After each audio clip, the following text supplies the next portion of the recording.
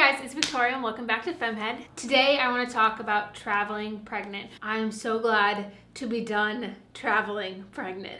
That gives you any sort of indication of how this video is going to go. I took my last flight May 20th on the way back from San Francisco, and at that point I was 29 weeks pregnant, and that was just a good place to call it for flying for me. Check with your provider when your cutoff is for flying. I think it's like 35 weeks that they want you to stop. I took my last road trip June 23rd and I was 34 weeks pregnant. I'm also happy to be done with like any sort of like road trip situation as well, because sitting in a car pregnant for several hours is not fun. Pregnancy has been a breeze. It's been so pleasant and enjoyable, and I have loved being pregnant. Around the 8-month mark, probably around 32 weeks, is when I was like, okay, yeah, I'm starting to feel pregnant.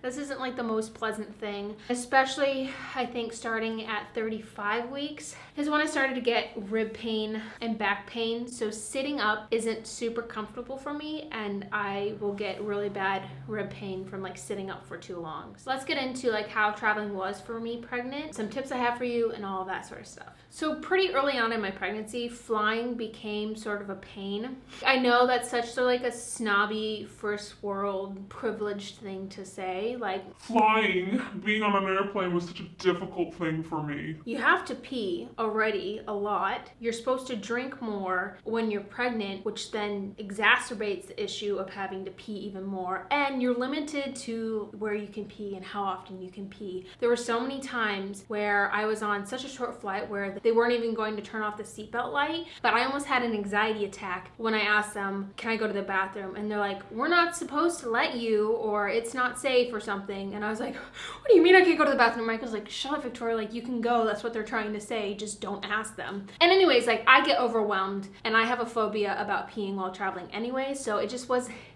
was just a sticky situation for me. Number 2 is I got overheated and nauseous on planes, and I don't know why. Normally I'm the sort of person that bundles up and is freezing cold on airplanes, but pregnant Victoria likes to get really, really hot, uncomfortable, and nauseous on airplanes. I would have that thing on full blast. I would be in as little clothing as I could probably legally be in, and I would still be just dying. Add that on top of having to pee and not being able to get up to go to the bathroom. If you're like, I might throw up and you have to sit in your seat, it's the worst thing. There were so many times where I would just have my like head in my hands just like trying to breathe through the nausea. Thirdly, you can't move around that much on an airplane, but you want to make sure that you move around as much as you can on an airplane. Some women swell when they're pregnant. I've been pretty good. Like if it's super hot out and I'm like outside moving around, my calves will kind of feel heavy and my fingers will get a little sausagey, and it's just not comfortable to be like cramped up in a little seat. And I can't imagine being on an airplane this pregnant. Well, I don't think I'm supposed to fly right now. And if you have a layover, I really suggest either like sitting on a seat and propping your legs up on your carry-on. Laying down wasn't comfortable for me, but if you're like not super pregnant, I guess you could like lay down on the floor and prop your feet up on the seat. Elevate your feet a little bit to get the blood back into the main part of your body instead of like all in your legs. Finally, heaven forbid you run out of snacks while you are flying. Like this was always the worst thing, and it happened. Bring snacks to eat on the airplane or in the airport, more snacks than you think you need. Snacks are just very important to have when you're pregnant in general. Always have something small to eat, whether it's like an apple, a protein bar, something in your bag at all times. Even if you just ate, even if you don't think you're gonna need it, put it in your bag, put it in your purse, because something can happen, especially early on in pregnancy when you're kind of just dealing with nausea as it is. I would find that if my stomach would get empty, the only thing that would make me feel better was putting something in my stomach. So many people now ask me, like 9 months pregnant, oh, how are you sleeping? And I'm like, I'm sleeping great now because I figured it out. Like I figured out how to sleep early on in my pregnancy. During my first trimester, before I like was even super pregnant or anything, I had difficulty sleeping. I tossed and turned and I just could not sleep. It wasn't good, and I wasn't sleeping well at all that first trimester, and we traveled a lot. Like, and you can't easily pack a pregnancy pillow. I got my pregnancy pillow from my friend. I think I was like 14 weeks pregnant. It's never too early to get a pregnancy pillow. pillow, especially if you're tossing and turning, because it like wedges you in there. So what I would do when we were traveling, and I obviously couldn't bring the pregnancy pillow, is I would have one pillow that I was sleeping on.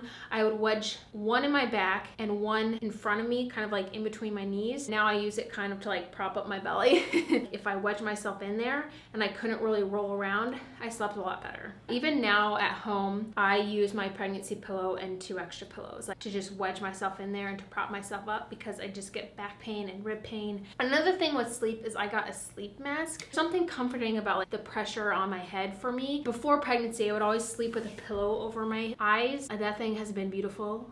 I've loved it. I'm going to take it to the hospital with me. I'm going to bring it home with me. Anything I talk about today, I'll try to mention it down below. We'll link it down below for you guys. Another thing going along with sleep is hypnobirthing tracks. So I found hypnobirthing or some sort of meditation track to fall asleep to. Yeah, you're supposed to like kind of be conscious, but I love listening to them as I'm going to sleep, and I get through most of it, and then it like eases me into sleep. Like it puts me in such a peaceful, calm mindset and state of being that I go to bed so much easier.